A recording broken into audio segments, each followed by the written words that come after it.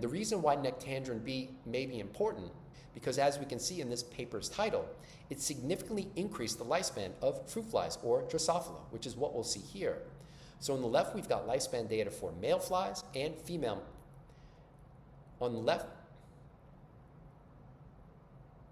and female flies on the right. On the y-axis, we've got percent survival plotted against time, or lifespan, in days. And then we've got three groups: control in black, Rapamycin treated flies in red, and then Nectandrin B treated flies in blue. So first, let's take a look at median survival. This is the time when half of the flies have died and half are still alive.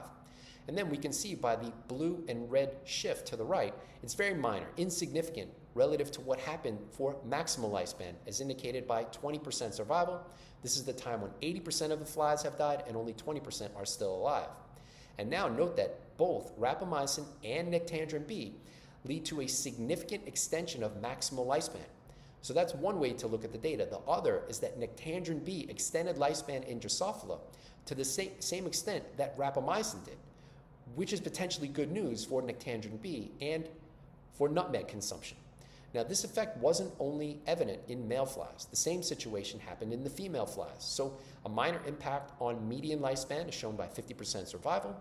But in terms of maximal survival, once again, look at that rightward shift for both Rapamycin and Nectandrin B treated flies, which again suggests that Nectandrin B may be as good as Rapamycin, at least in flies, for extending lifespan.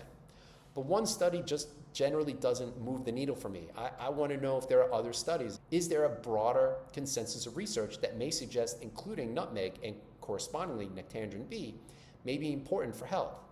In another study, Nectandrin B prevented cellular senescence in fibroblasts. Fibroblasts are found in skin, but also connective tissue, so ligaments, tendons, cartilage.